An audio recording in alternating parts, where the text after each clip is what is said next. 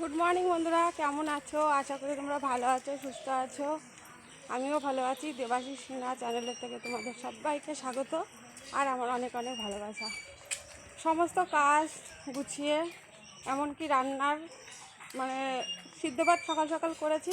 সিদ্ধ ভাত খেয়ে ছেলেও যাচ্ছে, ওই যে ছেলে যাচ্ছে স্কুলে, আমিও যাব একটু মাংস আনতে, আর তারপর একটু পার্লারেও যাব।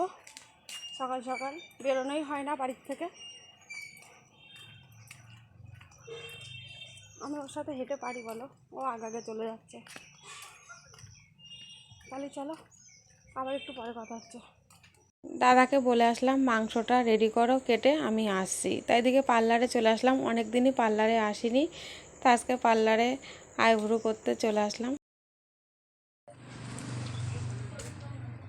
মাংসটা নেওয়া হয়ে গেছে, এখন সব রেডি করে রেখেছি। বাড়িতে যেয়ে মানে ধুতে যেটুকু টাইম, তারপর রান্না বসাবো। ভাত তো হয়ে গেছে, শুধু মাংস ধুয়ে নিলাম। এই যে চিকেন, আর এদিকে যে মশলা মানে আলু পেঁয়াজ সব হয়ে গেছে, আর এদিকে মশলাটাও করে রেখেছি, শুধু মাংসটা চাপাবো। এই চিকেন রেডি, ধোয়া কমপ্লিট হয়ে গেছে। এই দিকটায় আলু দিয়ে পেঁয়াজ দিয়ে সব কাটা হয়ে গেছে, আর এই দিকটায় এই যে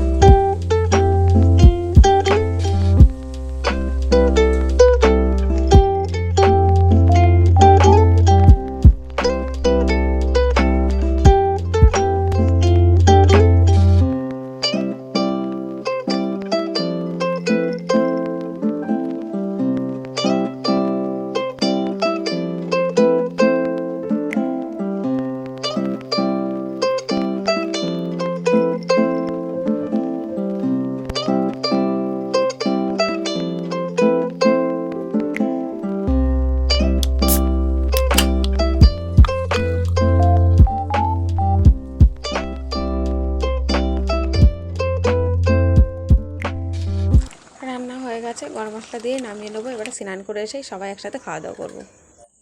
দুপুরবেলা বৃষ্টি পড়ছিল, বেশ ঠান্ডা ঠান্ডা ওয়েদার।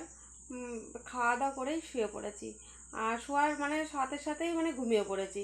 ঘুম থেকে উঠেই ছেলেকে বললাম কি খাবা, ছেলে বললো রুটি খাবে। তা ও আমার ছেলে আর আমি দুজনে রুটি খাবো, আর রাতের খাবার রুটি আর মাংস। এই যে রুটি করা হয়েছে আর এই মাংস রয়েছে। দুপুরবেলা খাওয়া দাওয়া করে এখনও রয়েছে অনেকটা। যে তখন গরম গরম নামিয়ে কেমন লাগছিল দেখতে, আর এখন কেমন লাগছে দেখতে দেখো। আর এই যে রুটি করেছি, এখন রুটি দিয়ে মাংস দিয়ে খাওয়া দাওয়া হবে। তাহলে চলো বন্ধুরা, আজকের ভিডিওটা এই পর্যন্তই। কালকের নতুন ব্লগে তোমাদের সাথে দেখা হবে। ভালো থেকো, সুস্থ থেকো, আর অবশ্যই লাইক শেয়ার কমেন্ট সাবস্ক্রাইব করো। টাটা।